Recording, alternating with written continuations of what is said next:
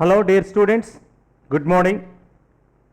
ఈరోజు మనం ఈ ద్రావణాలు అనే చాప్టర్లో ఇంపార్టెంట్ పార్ట్లోకి వచ్చాం. ఇప్పటి వరకు మనం గాఢతా ప్రమాణాలను గురించి చూసాము. ఈ గాఢతా ప్రమాణాలు అనేవి మనకు ఫస్ట్ ఇయర్లోనే వీటిని గురించి మనం చర్చించుకోవటం జరిగింది. ఇక్కడ కూడా వాటిని మనం మళ్ళా రిపీట్ చేయటం జరిగింది. అయితే ఈ చాప్టర్లో సెకండ్ ఇయర్లో మోస్ట్ ఇంపార్టెంట్ టాపిక్ వచ్చేసి ఇప్పుడు మనం చర్చించుకోబోయే ధర్మాలు. వాటిని కోయాగ్యులేటివ్ ప్రాపర్టీస్ అంటారు. కోయాగ్యులేటివ్ ప్రాపర్టీస్ తెలుగులోకి వచ్చినట్లయితే కణాధార ధర్మాలు అని అంటారు. ఇవి ద్రావణము యొక్క స్వభావాన్ని బట్టి కాక ఆ ద్రావణములో ఉన్న ద్రావితము యొక్క కణాల పరిమాణము లేదా కణాల యొక్క సంఖ్య మీద ఆధారపడి ఉంటాయి.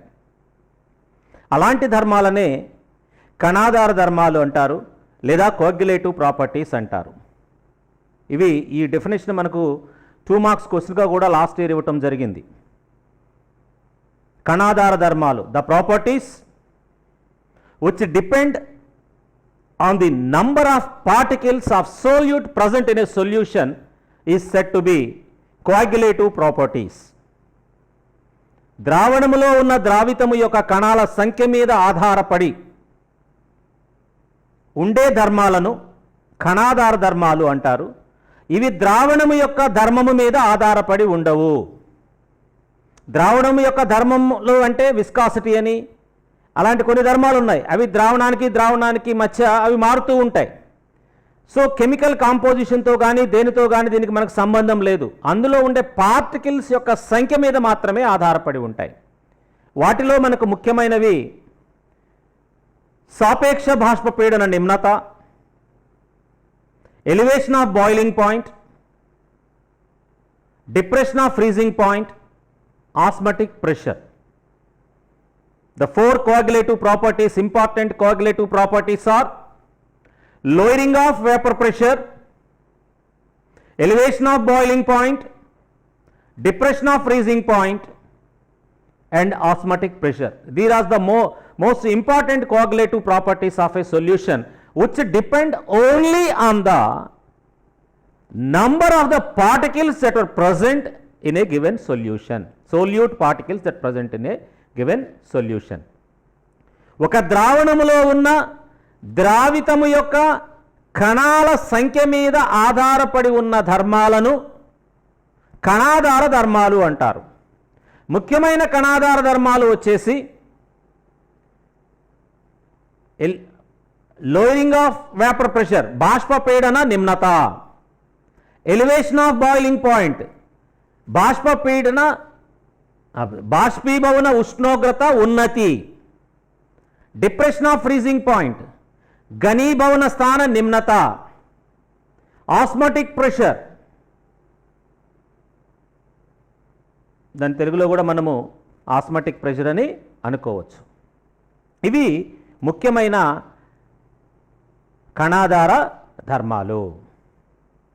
ముందుగా మనము బాష్పపీడన నిమ్నతను గురించి చర్చించుకోవాలి. అసలు బాష్పపీడన నిమ్నత తెలియాలి అంటే అసలు బాష్పపీడనం అంటే ఏంటి, సాపేక్ష బాష్పపీడనం అంటే ఏంటి, బాష్పపీడన నిమ్నత అంటే ఏంటి, ఈ సాంకేతిక పదాలను ముందుగా మనం తెలుసుకుందాం. ఆ తరువాత ఈ సాపేక్ష బాష్పపీడన నిమ్నతను తెలిపే రావుల్ట్ నియమాన్ని గురించి చర్చించుకుందాం. బాష్పము అంటే ఏంటి? బాష్పము అంటే ఏదైనా ద్రవాన్ని మనం తీసుకున్నట్లయితే, ఒక పాత్రలో మనం ద్రవం ఉంది అనుకున్నాం. ఈ ద్రవము యొక్క అణువులు అలా మనకు ఉపరితలం మీద అలా ఉంటాయి. లోపల కూడా అణువులు ఇట్లా పొరలుగా అంటే ఇంత క్రమ పద్ధతిలో ఉండవు, ర్యాండమ్గా ఉంటూ ఉంటాయి. ఇది ఒక ద్రవ రూపంలో ఉన్న ద్రావణి అనుకుందాం. దీన్ని ద్రవము ద్రవ రూపంలో ఉన్నప్పుడు వాటిని ద్రవపు అణువులు అంటారు. కానీ కొన్నిసార్లు ఏమవుతుందంటే ఈ ద్రవములో ఉన్న ద్రవపు అణువులు వాయు స్థితిలోకి వెళ్ళి ఆ ద్రవ ఉపరితలం నుంచి పైకి వచ్చేస్తాయి, అలా పైకి వస్తాయి. పైకి వచ్చినప్పుడు ఇక్కడ వాతావరణంలో ఉండే వాయువులు ఉన్నాయి. ఈ వాతావరణంలో ఉండే వాయువులు కూడా కొంత పీడనాన్ని కలుగజేస్తాయని, దానిని మనం వాతావరణ పీడనము అని అంటాం. అంటే మనం ఎక్కడున్నా సరే, ఇప్పుడు మన బాడీ ఉందనుకోండి, ఈ బాడీ చుట్టూ కూడా ఈ వాతావరణము కొంత పీడనాన్ని మన శరీరం మీద కలుగజేస్తూ ఉంటుంది. వాతావరణ పీడనం కలుగజేస్తూ ఉన్నది కాబట్టి మన శరీరం లోపల కూడా అదే వాతావరణం గాలి, అంటే మనకు ముక్కుల ద్వారా కానీ ఇతర రంధ్రాల ద్వారా కానీ లోపల శరీరం లోపలి భాగం కూడా మనకు వాయువుతో సత్సంబంధాన్ని కలిగి ఉండటం వల్ల లోపల బయట ఒకే పీడనం ఉండటం వల్ల ఆ వాయువు యొక్క పీడనం ఎంత అనేది మనకు అర్థం కాదు. మీరు చిన్న ప్రయోగం చేసి చూసుకోండి. మనం ఒక న్యూస్ పేపర్ తీసుకున్నాం అనుకోండి. ఈ చిన్న ఎక్స్పెరిమెంట్ మీకు ఎందుకు చెప్తున్నామంటే, మనం ఈ వాతావరణంలోనే ఉంటున్నాం. అన్ని వైపుల నుంచి సమానమైన పీడనం మన శరీరం మీద ఉండటం వల్ల ఈ వాతావరణం యొక్క ప్రభావం మనకు తెలియట్లా. అంటే ఎంత ఒత్తిడి ఇది కలుగజేస్తుంది అనేది మనకు అర్థం కావట్లా. మనకేం మామూలుగా ఉంటున్నాం. ఇది ఎంత ఉంటుంది అని మనం తెలుసుకోవాలి అంటే, గమనించండి, ఒక న్యూస్ పేపర్ తీసుకోండి. నేను ఒక ప్లాంక్ ఇక్కడ పెట్టాను. ఈ ప్లాంక్ మీద ఇలా న్యూస్ పేపర్ పెట్టాను. న్యూస్ పేపర్ పెట్టి నేను చూడండి, ఇక్కడ నేను దీన్ని చేత్తో తాకుతున్నాను. తాకుతుంటే ఈ ప్యాడ్ అసలు కదలటల్లా మనకి ఇక్కడ. ఇదే పని నేను ఈ న్యూస్ పేపర్ని తీస్తున్నాను. తీసి మరలా టేబుల్ తాకుతున్నాను, చూడండి, వెంటనే పడిపోయింది. అంటే ఇప్పటి వరకు ఈ ప్యాడ్ మీద ఉన్న పేపరు ఎంత బలాన్ని ఈ రెండో వైపును ప్రదర్శించిందో మనకు అర్థమవుతుంది. మీరు అనొచ్చు, అది పేపర్ బరువేమో సార్ అని. ఇప్పుడు నేను ఇదే పేపర్ని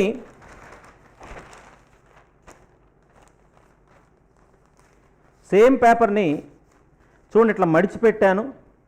మడిచిపెట్టి ఇప్పుడు ఇట్లా అంటే వెంటనే మనకు ప్లాంక్ కింద పడిపోయింది.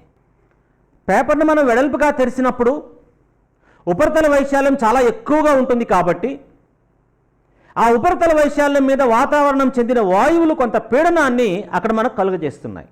అంత బరువైన ప్యాడ్ కూడా కింద పడకుండా ఆ పేపరు ఆపగలిగింది. పేపర్ అంటే అది పేపర్ యొక్క మహత్యం కాదు. యూనిఫామ్గా స్ప్రెడ్ చేసిన ఆ న్యూస్ పేపర్ మీద ఉన్న వాతావరణము ఆ పని చేసింది. అంటే వాతావరణం అంత ఒత్తిడిని కలుగజేస్తుంది. మీకు 6-7 తరగతుల్లో గాలి ఊర్ధ్వముఖ పీడనం ఒక ప్రయోగం చేసి ఉంటారు.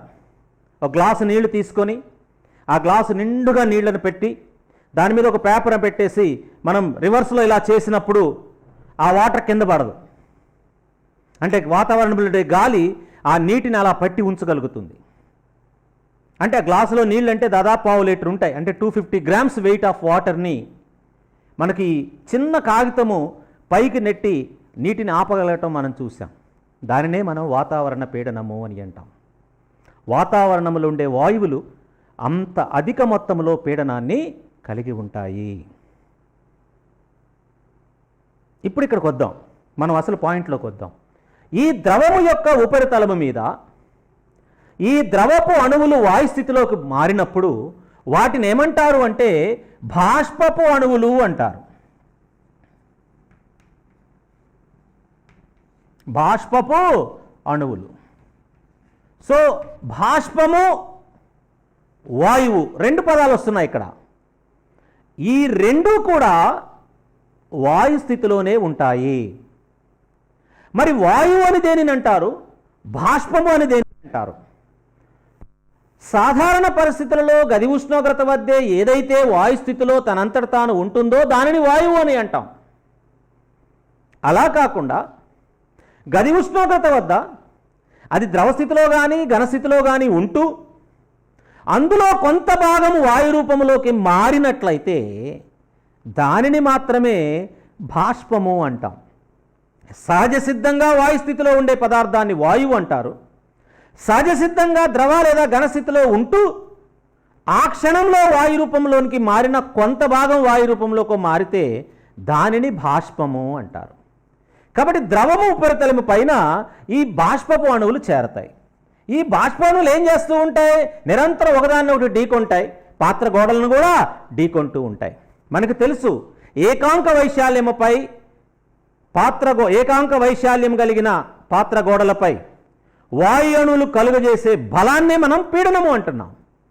కాబట్టి ఈ పీడనం అనేది మామూలు వాయువులు ఏ విధమైన పీడన ధర్మాన్ని కలిగి ఉంటాయో ఈ బాష్పపు అణువులు కూడా అదే పీడనాన్ని కలిగి ఉంటాయి. కానీ ఈ వాయుపీడనం బయట ఉన్న వాతావరణ వాయుపీడనంతో పోల్చినప్పుడు ఈ బాష్పపు అణువులు కలుగజేసే బాష్పపీడనం చాలా స్వల్పంగా ఉంటుంది. అందువల్ల ఏంటంటే వీటి సాంద్రత ఒక స్థాయికి ఈ బాష్పపు అణువులు చేరిన తరువాత గ్రాడ్యువల్గా వీటి పీడనం పెరుగుతూ ఉంటుంది. పీడనం పెరిగినప్పుడు వాతావరణంలో ఉండే వాయు అణువులు ఏం చేస్తాయంటే దీన్ని కిందకు నెడతా ఉంటాయి. అంటే వాతావరణం పీడనం వలన ఈ బాష్పపు అణువులు పైకి వెళ్లకుండా మళ్ళీ ఉపరితలం మీదనే ఉంటూ ఉంటాయి. కొన్నిసార్లు మళ్ళీ తిరిగి ద్రవంలోకి వెళ్ళిపోతూ ఉంటాయి. ఆ ద్రవంలోకి వెళ్ళిపోవటాన్నే కండెన్సేషన్ అంటారు. బాష్పము తిరిగి ద్రవంగా మారటాన్ని కండెన్సేషన్ అంటారు. ద్రవము వాయుస్థితిలోకి వెళ్ళటానికి బాష్పీభవనము అంటారు, వేపరైజేషన్ అంటారు. పదార్థాలు ద్రవస్థితి నుండి వాయుస్థితిలోకి మారటాన్ని వేపరైజేషన్ అంటారు, బాష్పీభవనము అంటారు తెలుగులో, ఇంగ్లీష్లో వేపరైజేషన్ అంటారు. వాయుస్థితిలో ఉన్న ద్రవ పదార్థాలు తిరిగి ద్రవ రూపంలోకి పొందటాన్ని ద్రవీభవనము అంటారు, లేదా కండెన్సేషన్ అని అంటారు. ద్రవీభవనము లేదా ఘనీభవనము రెండింటిని కూడా మనం కండెన్సేషన్ అంటారు అన్నమాట. సో ఒక్కొక్క స్థితిలో వేపరైజ్ అయ్యే అణువుల యొక్క సంఖ్య, ఎన్ని అణువులైతే వేపరైజ్ అవుతూ ఉంటాయో కండెన్స్ అయ్యే అణువుల యొక్క సంఖ్య దానికి సమానంగా ఉంటుంది. Rate of evaporation is equal to rate of condensation at constant temperature. The rate of evaporation is equal to rate of condensation. అంటే ద్రవము నుంచి బాష్పానికి మారే అణువుల యొక్క సంఖ్య బాష్పము నుండి ద్రవానికి మారే అణువుల యొక్క సంఖ్యకు సమానంగా ఉంది. అలాంటి స్థితిలో ద్రవ ఉపరితలముపై ఉన్న బాష్పపు అణువులు ఆ ద్రవపు అణువులతో సమతా స్థితిలో ఉన్నాయి అని చెప్తాము. సమతా స్థితిలో ఉన్నాయని ఎప్పుడు చెప్తాము? When rate of evaporation is equal to rate of condensation. బాష్పీభవన రేటు ద్రవీభవన రేటుకు సమానమైనప్పుడు బాష్పీభవనం చెందే అణువుల సంఖ్య ద్రవీభవనం చెందే అణువుల సంఖ్యకు సమానమైనప్పుడు number of particles converted into liquid state to vapour state when equal to the number of particles that converted back from vapor state to liquid state is known as equilibrium state. కాబట్టి ఏదైనా ఒక ద్రవ ఉపరితలముపై ఆ ద్రవానికి చెందిన బాష్పపు అణువులు సమతా స్థితిలో ఉన్నప్పుడు ఆ బాష్పము కలుగజేసే పీడనాన్నే బాష్పీభవన పీడనము అని అంటారు. ఇది నిర్వచనం. దీన్ని మీరు రివైండ్ చేసుకొని మళ్ళా నిర్వచనాన్ని మీరు నోట్స్లో రాసుకోండి.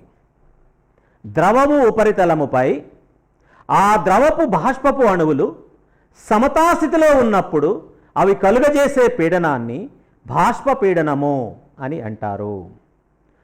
When rate of evaporation is equal to rate of condensation then the vapour is said to be in equilibria with its liquid.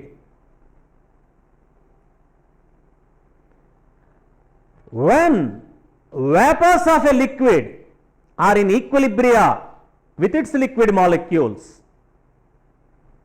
the pressure that exerted by that vapor is known as vapor pressure. The pressure exerted by the vapor molecules of a liquid when vapor molecules are in equilibria with liquid molecules is known as vapor pressure, or in sometimes we may call it as saturated vapor pressure. Now come to the next point. Vapor pressure అనేది ఇది ఒక important నిర్వచనము. Vapour pressure అనేది ఒక important నిర్వచనము. ఇప్పుడు మనం బాష్పము మరియు బాష్పపు పీడనము అంటే ఏంటో చూసాము. ఇప్పుడు పాక్షిక బాష్పపీడనము అంటే ఏంటో చూద్దాం.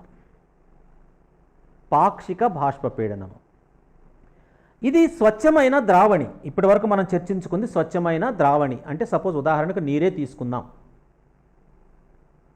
అది స్వచ్ఛమైన నీరు, నీటి ఉపరితలం మీద నీటి ఆవిరుంది, దాన్ని నీటి బాష్పము అంటాము. ఈ నీటి బాష్పములు బాష్పీభవనం చెందుతూ ఉంటుంది. ఉష్ణోగ్రత పెరిగే కొద్దీ బాష్పీభవనం చెందుతూ ఉంటుంది. ఇది బాష్పము అయిన తర్వాత కొంత సమయానికి మళ్ళీ ఇది కండెన్స్ అవుతుంది. ఈ ద్రవము బాష్పముతో సమతాస్థితిలో ఉన్నప్పుడు ఆ బాష్పము కలుగజేసే పీడనాన్ని బాష్పపీడనము అని అంటాం. ఇది ఉష్ణోగ్రత మీద ఆధారపడి ఉంటుంది. ఉష్ణోగ్రత పెరిగే కొద్దీ బాష్పపీడనం పెరుగుతూ ఉంటుంది. ఏ ఉష్ణోగ్రత వద్ద అయితే బాష్పపీడనము వాతావరణ పీడనానికి సమానమవుతుందో, అంటే ఇక్కడ సమానమైన బలాలు ఉంటాయి. ఆ బలాలు సమానమైనప్పుడు ఈ అణువులు బయటికి ఎస్కేప్ అవుతాయి. బాష్పణువులు ఈ వాయుపీడనాన్ని చీల్చుకొని బయటికి ఎస్కేప్ అవుతాయి. అలా ఎస్కేప్ అవటాన్ని బాష్పీభవనము అని అంటారు. ఏ ఉష్ణోగ్రత వద్ద అయితే ద్రవం బాష్పీభవనం చెందుతుందో ఆ ఉష్ణోగ్రతను ఏమంటారంటే బాష్పీభవన ఉష్ణోగ్రత, బాయిలింగ్ పాయింట్ అంటారు. Boiling point of a liquid is nothing but the temperature where the vapor pressure of a liquid equal to atmospheric pressure. That temperature is called as boiling point. So boiling point అంటే ఏంటి? ఏ ఉష్ణోగ్రత వద్ద అయితే ద్రవము యొక్క బాష్ప పీడనము వాతావరణ పీడనానికి సమానమవుతుందో ఆ ఉష్ణోగ్రతను బాష్పీభవన ఉష్ణోగ్రత అని అంటారు. కాబట్టి బాష్పీభవన ఉష్ణోగ్రత తర్వాత ఇక ద్రవం విడిపోతుంది. ఆ ద్రవం యొక్క ఉష్ణోగ్రతను ఎంత వేడి చేసినా మారదు. ఉదాహరణకు నీరు తీసుకున్నాం అనుకోండి, థర్మామీటర్ పెట్టి చూస్తున్నాం అనుకోండి, 100 డిగ్రీల సెంటీగ్రేడ్ దగ్గర థర్మామీటర్ మనకు పెరుగుతూ చూపిస్తుంది. ఎప్పుడైతే 100 డిగ్రీస్ వచ్చిందో ఇక ఆ తర్వాత నువ్వు ఎంత వేడి చేసినా సరే ఆ 100ను మించి పెరగదు. ఎందుకంటే ఇక ఇవి పైకి ఎస్కేప్ అవుతూ ఉంటాయి. ఈ ఉష్ణోగ్రత మాత్రం పెరగదన్నమాట. దాన్నే బాష్పీభవన ఉష్ణోగ్రత అని మనం చెప్పుకుంటూ ఉంటాం. Now come to the point. ఇప్పుడు ప్రజెంట్ పాయింట్ వచ్చేసి పాక్షిక బాష్పపీడనము అంటే ఏంటి? ఇది స్వచ్ఛమైన నీరు. స్వచ్ఛమైన నీరు ఉన్నప్పుడు ఈ స్వచ్ఛమైన నీటిలో మనం కొంత పంచదారను కలిపామనుకోండి. పంచదారను కలిపినప్పుడు ఏమవుతాయంటే ఈ ద్రావణం యొక్క మధ్య భాగంలో ఈ పంచదార అణువులు వచ్చి చేరతాయి. అట్లాగే ఉపరితలంలో కూడా ఈ పంచదార అణువులు అనేవి ఉంటూ ఉంటాయి. ఎందుకంటే ద్రవం మొత్తం కూడా ఒకే గాఢతలో యూనిఫామ్గా ఈ పంచదార అణువులన్నీ కూడా ఉంటాయి. వాటిని ద్రావిత అణువులు, సోల్యూట్ పార్టికల్స్ అంటారు. When you dissolve certain amount of sugar in water, it forms a sugar solution. In sugar solution, both water molecules and sugar molecules are uniformly distributed throughout the bulk. Similarly, on the surface also you will have that bulk. ఇప్పుడు ఏం జరుగుతుందంటే ఈ sugar particles కూడా పైకి చేరతాయి. That means they occupy some spaces of the vapor of water. కాబట్టి ఆ sugar solution యొక్క ఉపరితలం మీద నీటి అణువులు కొంత పీడనాన్ని కలుగజేస్తాయి, ఈ పంచదార అణువులు కూడా కొంత పీడనాన్ని కలుగజేస్తాయి. Over the surface of the sugar liquid or sugar solution, water molecules will exert some pressure and sugar molecules will also exert some pressure. So the total pressure that exerted by both water molecules and sugar molecules together called as vapor pressure of that solution. Out of that vapor pressure, certain fraction of pressure was exerted by sugar particles and other fraction of the pressure was exerted by water molecules. So sum of those two parts can be called as vapor pressure of that liquid. So out of the total vapor pressure, the fraction of vapor pressure that exerted by one component molecules is said to be partial vapor pressure. ద్రావణము యొక్క ఉపరితలము మీద ద్రావణము యొక్క ద్రావణి అణువులు కొంత బాష్పపీడనాన్ని కలుగజేస్తాయి, ద్రావితపు అణువులు కొంత బాష్పపీడనాన్ని కలుగజేస్తాయి. మొత్తం ద్రావణము యొక్క బాష్పపీడనములో ద్రావిత అణువులు మాత్రమే కలుగజేసే పీడనాన్ని ద్రావితము యొక్క పాక్షిక బాష్పపీడనమని, ద్రావణి అణువులు కలుగజేసే పీడనాన్ని ద్రావణి యొక్క పాక్షిక బాష్ప పీడనం అని అంటారు. అంటే ఉదాహరణకు ఇప్పుడు దీన్ని మనం మ్యాథమెటికల్గా చెప్పుకోవాలంటే ఎలా చెప్పుకుంటాం చూడండి. ఇప్పుడు ఇక్కడ చూడండి, ముందు కేవలం నీరు మాత్రమే ఉన్నది. Only pure water is present. When pure water is present, the pressure exerted by the pure water is said to be P0A. Now in this water, let component A is water and we added certain amount of sugar that we called as a component B. Now component A will exert some pressure, that pressure is said to be PA, and component B will exert certain pressure, that is said to be PB. The sum of these two pressures is said to be total pressure. This total pressure includes the pressure exerted by water and pressure exerted by solute particles.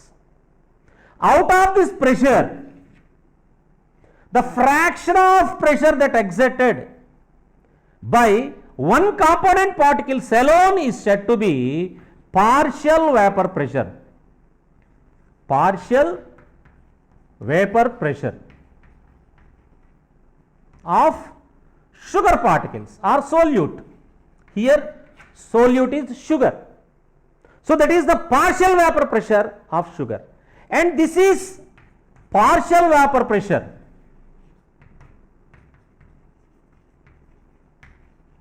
of water, because this is solvent, water is solvent. So sum of these together said to be vapor pressure of the solution. Of course, the vapor pressure exerted by the solute particles is very small when compared to the vapor pressure of the solvent. Solvent యొక్క vapour ప్రెషర్తో పోల్చినప్పుడు solute యొక్క partial vapour pressure చాలా తక్కువగానే ఉంటుంది. అయినప్పటికీ ఎంతో కొంత అది కలుగజేసి ఉంటుందన్నమాట. దాన్నే మనం పార్షియల్ వేపర్ ప్రెషర్ అని అంటాము. సో వేపర్ ప్రెషర్కి పార్షియల్ వేపర్ ప్రెషర్కి మధ్య ఉన్న సంబంధం ఏంటి? లిక్విడ్ అనేది ఒక కాంపోనెంటే అయినప్పుడు ఆ కాంపోనెంట్ మీద ఆ లిక్విడ్ మాలిక్యూల్సే వేపర్ని కలుగజేస్తాయి కాబట్టి దాన్ని total vapour pressure of that liquid అంటాము. అలా కాకుండా ఒక సాల్వెంట్లో ఒక సోల్యూట్ని కలిపినప్పుడు సాల్వెంట్ మాలిక్యూల్స్ కొంత వేపర్ ప్రెషర్ని కలుగజేస్తాయి, సోల్యూట్ మాలిక్యూల్స్ కొంత వేపర్ ప్రెషర్ని కలుగజేస్తాయి. కాబట్టి ఆ సొల్యూషన్ యొక్క ఉపరితలం మీద బోత్ వేపర్ ప్రెషర్స్ ఎగ్జిస్ట్ అయి ఉంటాయి. So out of solution vapor pressure, solvent particles will exert some pressure and solute particles will exert certain pressure. So the out of total vapor pressure, a portion that exerted by is one component of that mixture is said to be partial vapor pressure of that component. రెండు కాంపోనెంట్లు ఒక మిక్సర్గా ఉన్నప్పుడు, రెండు అణుఘటకాలు ఒక మిశ్రమంగా ఉన్నప్పుడు ఏర్పడే ద్రావణం యొక్క ఉపరితలం మీద ద్రావణి అణువులు కొంత బాష్పపీడనాన్ని కలుగజేస్తాయి, ద్రావిత అణువులు కొంత బాష్పపీడనాన్ని కలుగజేస్తాయి. ఆ రెండిటి యొక్క మొత్తం బాష్పపీడనాన్ని ద్రావణము యొక్క బాష్పపీడనము అని అంటారు. కాబట్టి ఏ అనేది ద్రావణి, బి అనేది ద్రావితము అయితే ఏ అణువులు కలుగజేసే పీడనము పిఏ, బి అనే అణువులు కలుగజేసే పీడనము పిబి అయినప్పుడు ఆ రెండిటి యొక్క మొత్తం పిఏ ప్లస్ పిబి ఆ ద్రావణం యొక్క బాష్పపీడనానికి సమానము. ఆ మొత్తం ద్రావణం యొక్క బాష్పపీడనములో ఒక అణుఘటపు అణువులు ఏ అని కానీ లేదా బి కానీ ఒక అణుఘటకపు అణువులు మాత్రమే కలుగజేసే పీడనాన్ని పాక్షిక బాష్పపీడనము అని అంటారు. సో ఇప్పుడు మనం బాష్పీభవనం అంటే ఏంటో చూసాము, బాష్పము అంటే ఏంటో చూసాము, బాష్పపీడనము అంటే ఏంటో చూసాము, పాక్షిక బాష్పపీడనం అంటే ఏంటో చూసాము. ఇక్కడ మనకు రావుల్ట్ అనే శాస్త్రజ్ఞుడు ఈ పాక్షిక బాష్పపీడనాలకు అవి స్వచ్ఛమైన స్థితిలో ప్యూర్ స్టేట్లో ఉన్నప్పుడు వాటికి ఉన్న పీడనానికి ద్రావణంలో ఉండే ఈ పాక్షిక పీడనానికి మధ్యగల సంబంధాన్ని ఒక నియమం ద్వారా అతను చెప్పాడు. దాన్నే రావుల్ట్ నియమము అని అంటాము.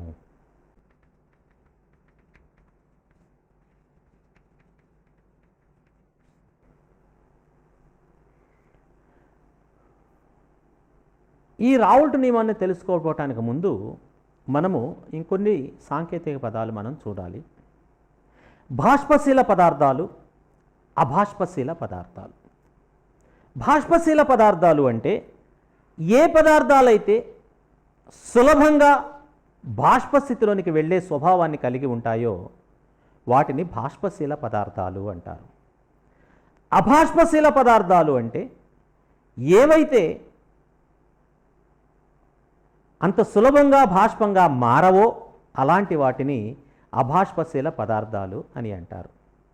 ఇంకా బాగా అర్థం కావాలి అంటే అధిక బాష్పీభవన ఉష్ణోగ్రత, హై బాయిలింగ్ పాయింట్ ఉండే వాటిని నాన్ వాలటైల్ సాల్వెంట్స్ అంటారు. తక్కువ బాయిలింగ్ పాయింట్ ఉన్నట్లయితే వాటిని వాలటైల్ సాల్వెంట్స్ అంటారు. మనం ఇందాక చెప్పుకున్నాం బాయిలింగ్ పాయింట్ అంటే ఏ ఉష్ణోగ్రత వద్ద అయితే బాష్ప పీడనము వాతావరణ పీడనానికి సమానం అవుతుందో ఆ ఉష్ణోగ్రతనే boiling point of that liquid అంటాము. The temperature where the vapour pressure of a liquid equal to atmospheric pressure, that temperature is called as boiling point. So those solutions which can easily vaporize will have more vapor pressure. Because they are producing more vapor, automatically the vapor pressure will be more. As temperature is increasing for all liquids, vapor pressure will also increases. But those substances which are easily vaporizes reaches the atmospheric pressure, the vapor pressure will equal to the atmospheric pressure at very low temperatures. That's why their boiling point is very less. ఈ బాష్పీభవనం స్వభావం ఎక్కువగా ఉండే పదార్థాలు తక్కువ ఉష్ణోగ్రత వద్దే వాతావరణ పీడనాన్ని చేరతాయి. అందువల్ల తక్కువ ఉష్ణోగ్రతల వద్దే అవి బాష్పీభవనం చెందే స్వభావాన్ని కలిగి ఉంటాయి. ఉదాహరణకు మనము ఒక గ్లాసులో పెట్రోలు ఒక గ్లాసులో మంచినీళ్ళు పెట్టేసి అక్కడ పెట్టేసి వెళ్ళిపోయి నెక్స్ట్ డే వచ్చి చూసామనుకోండి, రెండూ ఒకే పాత్రలో ఉన్నాయి, ఒకే ఉపరితల వైశాల్యాన్ని కలిగి ఉన్నాయి. మరి అట్లాంటప్పుడు చూస్తే పెట్రోల్ ఏమో లెవెల్ బాగా తగ్గిపోయినట్టు కనపడుతుంది, వాటర్ లెవెల్లో పెద్ద మార్పు అనేది మనకు కనపడదు. ఎందుకనంటే పెట్రోల్ తేలిగ్గా వ్యాపరైజ్ అయ్యే స్వభావాన్ని కలిగి ఉంటుంది. కాబట్టి అక్కడ పదార్థ స్వభావం అక్కడ ఆధారపడి ఉంటుంది. ఇంకోటి వచ్చేసి ఉపరితల వైశాల్యం కూడా ఇక్కడ ప్రాధాన్యతను సంతరించుకుంది. మనం ఎక్కడైనా గ్లాసులో నీళ్లు పోసామనుకోండి, అది తొందరగా ఆరదు. కాకుండా దాన్ని బాగా స్ప్రెడ్ చేసామనుకోండి, ఈజీగా ఎవాపరేట్ అయిపోతుంది.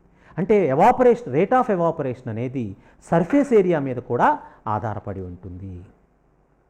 సర్ఫేస్ ఏరియా ఎక్కువైనప్పుడు ఏమవుతుంది, more number of atoms or molecules are exposed to atmosphere, so they can easily evaporate.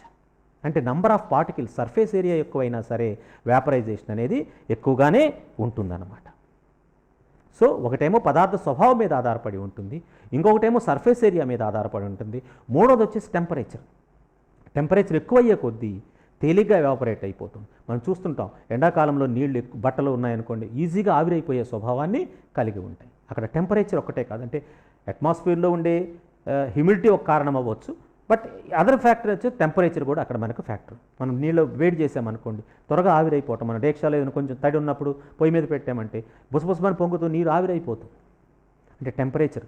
So ఈ వేపరైజేషన్ అనేది పదార్థము యొక్క ద్రావము యొక్క స్వభావం మీద ఆధారపడి ఉంటుంది, టెంపరేచర్ మీద ఆధారపడి ఉంటుంది, అలాగే సర్ఫేస్ ఏరియా మీద కూడా ఆధారపడి ఉంటుంది.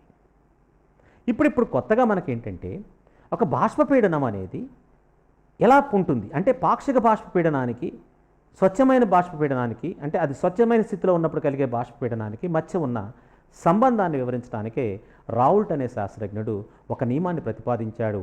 దాన్నే రావుల్ట్ నియమము అంటారు. ఇట్స్ కాల్డ్ యాజ్ రావుల్ట్స్ లా. ఇక్కడ మనం ఏబి అనే రెండు కాంపోనెంట్స్ తీసుకుంటున్నాం. ఒకటి వాలటైల్, ఇంకొకటి non volatile. One is volatile solvent and non volatile solute. So ఈ నాన్ వాలటైల్ సాల్వెంట్ ఏదైతే ఉంటుందో దాని యొక్క నంబర్ ఆఫ్ మోల్స్ NA, రెండవ కాంపోనెంట్ యొక్క number of moles NB. A pure స్టేట్లో ఉన్నప్పుడు దాని యొక్క vapour pressure P0A, B pure స్టేట్లో ఉన్నప్పుడు దాని యొక్క వేపర్ ప్రెషర్ P0B. దీని యొక్క మోల్ ఫ్రాక్షన్ XA. XA అంటే number of moles of A by total number of moles NA plus NB. This is called as mole fraction. Similarly, mole fraction of B, XB is equal to number of moles of B divided by Na plus NB, total number of moles. ఇప్పుడు ఏం చెప్తాడు అంటే రావుల్ట్ ఏం చెప్తాడు అంటే in a given solution the partial vapour pressure of one component is directly proportional to the mole fraction of that component in that solution. రెండు లేదా అంతకన్నా ఎక్కువ పదార్థాలు ఒకదానితో ఒకటి కలిసి ఒక సజాతీయ ద్రావణాన్ని ఏర్పరిచినప్పుడు ఆ ద్రావణ ఉపరితలముపై ఒక అణుఘటపు అణువులు కలుగజేసే పాక్షిక బాష్పపీడనము ఆ ద్రావణములో ఆ అణుఘటకము యొక్క మోల్ భాగానికి అనులోమానుపాతంలో ఉంటుంది అని చెప్పాడు. when two or more components form a homogeneous mixture solution, over the surface of that solution all components of that solution will exert some pressures. So the partial vapor pressure of one component is directly proportional to the mole fraction of that component present in that solution. Now in the present case, here we have two components A and B. Number of moles of A is Na, number of moles of B is Nb. Then mole fraction of A is Xa and it is equal to Na by Na plus Nb. Similarly, mole fraction of B, Nb is equal to Nb by Na plus Nb. And partial vapor pressure of A is Pa and partial vapor pressure of B is Pb. Now according to Raoult, the partial vapor pressure of component A is directly proportional to mole fraction of A in that solution. Mole fraction of A in that solution. So here partial A and B are the two components. So partial vapor pressure of A is directly proportional to Xa, or Pa is equal to P naught A into Xa. Because to convert proportionality into equality, that means is nothing but the ratio of these two. Proportional means ratio of Pa and Xa, that means Pa by Xa. So at constant temperature this is constant, that ratio is constant, that is the meaning for directly proportional.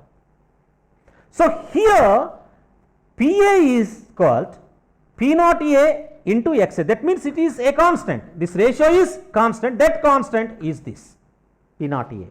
This P naught A is nothing but the vapor pressure of A when it is in pure state. P naught A is the vapor pressure of A in its pure state, where Pa is the vapor pressure of A in the solution. This we call it as a partial vapor pressure. Pa is partial vapor pressure, P naught A is vapor pressure of A when B is not dissolved in it, or A when A is in pure state. అంటే ఏదైనా ద్రావణిలో ద్రావితం కలుపక ముందు ఆ ద్రావణి యొక్క బాష్పపీడనము, vapor pressure of solvent in its pure state. Pa is the vapor pressure that exerted by solvent molecules in a solution. So solvent molecules, partial vapor pressure of solvent molecules is equal to vapor pressure of that solvent in pure state into its mole fraction in the solution. Now we should know that mole fractions of two components Xa plus Xb, when two components are there, the sum of the mole fractions of those two components is equal to 1, or Xa is equal to 1 minus Xb. Now we are deriving a derivation to show the relationship between partial vapor pressure of A and mole fraction of B. For that we are having this relation. Xa is nothing but, whereas Xa is equal to 1 minus Xb. Now we can substitute 1 minus Xb here. So what you will get? Pa is equal to P naught A into 1 minus Xb, or Pa by P naught A is equal to 1 minus XB, or 1 minus P naught A, sorry, PA by P naught A is equal to XB. Here you have the relation. XB is equal to 1 minus P naught A minus PA. So, by taking LCM, here if you take LCM, P naught A is the LCM, then this is 1 minus, so P naught A minus PA by P naught A is equal to XB. Here this P naught A is nothing but vapor pressure of A in its pure state, and this is partial vapor pressure, and these two are said to be lowering of vapor pressure. The partial vapor pressure of solvent is always less than vapor pressure of the solvent in its pure state. This difference is called as lowering of vapor pressure. And the ratio between lowering of vapor pressure to the pure vapor pressure of that solvent is called as relative lowering of vapor pressure. So, relative lowering of vapor pressure of a solvent will be equal to mole fraction of solute that was dissolved in it. This is Raoult's law. మళ్ళా ఒకసారి చెప్తున్నాను వినండి. రావుల్ట్స్ లా అనేది partial vapour ప్రెషర్కి solute యొక్క అంటే solvent యొక్క partial vapour ప్రెషర్కి దాని యొక్క మోల్ భాగానికి మధ్య ఉండే సంబంధాన్ని వివరిస్తుంది. ఇక్కడ మనం ఒక సొల్యూషన్ తీసుకుంటున్నాం. ఆ సొల్యూషన్లో రెండు కాంపోనెంట్స్ ఉన్నాయి, ఏ మరియు బి అనే రెండు కాంపోనెంట్స్ ఉన్నాయి. ఏ యొక్క మోల్ భాగము NA, బి యొక్క మోల్ భాగము NB. ఏ అనేది స్వచ్ఛమైన స్థితిలో ఉన్నప్పుడు దాని యొక్క బాష్పపీడనము అంటే బి అనే సోల్యూట్ కలపక ముందు ద్రావణి యొక్క బాష్పపీడనము P0A. అలాగే ద్రావితము ఒంటరిగా విడిగా ఉన్నప్పుడు దాన్ని P0B. ఇక్కడ ఏ యొక్క మోల్ భాగము XA అంటే ఏంటంటే ఏ యొక్క మోలుల సంఖ్య బై మొత్తం మోలుల సంఖ్య NA ప్లస్ NB. అలాగే బి యొక్క మోల్ భాగము XB అంటే ఏంటంటే NB by NA plus NB. రావుల్ట్ ఏం చెప్తున్నాడు అంటే ఏదైనా ద్రావణాన్ని మనం తయారు చేసినప్పుడు ఆ ద్రావణం ఉపరితలముపై ద్రావణి అణువులు కలుగజేసే పాక్షిక బాష్పపీడనము, ద్రావణి అణువులు కలుగజేసే పాక్షిక బాష్పపీడనము అంటే PA. ఈ పాక్షిక బాష్పపీడనము అనేది ఆ ద్రావణములో ద్రావణి యొక్క మోల్ భాగము, ఇక్కడ ద్రావణి A, దాని పాక్షిక బాష్పపీడనము PA. ఈ PA అనేది దాని మోల్ భాగము XAకి అనులోమానుపాతంలో ఉంటుంది. అలాగే దీని పాక్షిక బాష్పపీడనము PB is directly proportional to XB. PA is directly proportional to XA, ఎలాగో PB is directly proportional to XB. ఇప్పుడు ప్రపోర్షనల్ అంటే అర్థం ఏంటంటే దీనికి అంటే ఈ రెండింటి యొక్క నిష్పత్తి అని అర్థం. ఈ రెండింటి యొక్క నిష్పత్తి స్థిరము, కాన్స్టెంట్. ఈ కాన్స్టెంట్ P0Aకి సమానము. ఈ కాన్స్టెంట్ P0Aకి సమానం. P0A అనేది ఏంటి? ఏ స్వచ్ఛమైన స్థితిలో ఏ యొక్క పాక్షిక బాష్పపీడనం. కాబట్టి ఇక్కడ మనం ఈ ప్రపోర్షనల్ ఈజ్ ఈక్వల్గా మార్చేటప్పుడు ఒక కాన్స్టెంట్ని వాడతాం. So PA is equal P0A into XA, P0A into XA. కానీ ఇక్కడ మనం చూసాము, ఇందాక నిన్ననే మోల్ ఫ్రాక్షన్ చెప్పుకున్నాం, చూసాము XA ప్లస్ XB రెండు కాంపోనెంట్స్ ఉన్నట్లయితే ఆ రెండింటి యొక్క మోల్ భాగాలు ఒకటికి సమానము. కాబట్టి ఇక్కడ XA ఈజ్ ఈక్వల్ టు ఏమవుతుందంటే 1 మైనస్ XBకి సమానం అవుతుంది. కాబట్టి XA స్థానంలో మనం XBని ప్రతిక్షేపించవచ్చు. ఎందుకు చేస్తున్నాము అంటే ఈ ద్రావణి యొక్క బాష్పపీడనానికి ద్రావితము యొక్క మోల్ భాగానికి మధ్య, ఇప్పుడు ద్రావణం యొక్క మోల్ భాగానికి సంబంధం ఇక్కడ వచ్చింది, మనకు ద్రావితం యొక్క మోల్ భాగానికి సంబంధం కావాలి కాబట్టి అక్కడ మనం దాన్ని అలా చేస్తున్నాం. అప్పుడు ఏమవుతుంది? PA is equal P0A into 1 minus XB అవుతుంది. లేదా దీన్నే మనం ఎలా రాసుకోవచ్చు? PA by P0A is equal to 1 minus XB, లేదా 1 minus P0A sorry PA by P0A is equal XB. ఇక్కడ P0Aని మనం కామన్ తీసుకున్నట్లయితే P0A ఏమవుతుంది? P0A minus PA by P0A is equal XB. ఇదే మనకు రావుల్ట్ నియమం. ఇక్కడ P0A అనేది ద్రావణి శుద్ధ స్థితిలో ఉన్నప్పుడు దాని బాష్పపీడనం.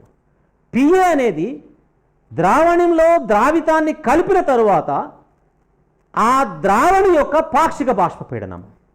ద్రావణి యొక్క పాక్షిక బాష్పపీడనం ఎప్పుడూ కూడా శుద్ధ ద్రావణ పీడనానికన్నా తక్కువగానే ఉంటుంది. ఈ రెండిటి మధ్య ఉన్న తేడానే బాష్పపీడన నిమ్నత అని అంటారు. Lowering of vapour pressure. The difference between vapour pressure of pure solvent and partial vapor pressure of that solvent in a solution is called as lowering of vapor pressure. The ratio between lowering of vapor pressure and vapor pressure of pure solvent is called as relative lowering of vapor pressure. సాపేక్ష బాష్పపీడన నిమ్నత. బాష్పపీడన నిమ్నతకు ద్రవము యొక్క బాష్పపీడనానికి మధ్య ఉండే నిష్పత్తిని సాపేక్ష బాష్పపీడన నిమ్నత అంటారు. ఈ సాపేక్ష బాష్పపీడన నిమ్నత ద్రావితము యొక్క మోల్ భాగానికి సమానంగా ఉంటుంది. సాపేక్ష బాష్పపీడన నిమ్నత ద్రావితం యొక్క మోల్ భాగానికి సమానంగా ఉంటుంది. దీన్నే రావుల్ట్ నియమము అని అంటారు.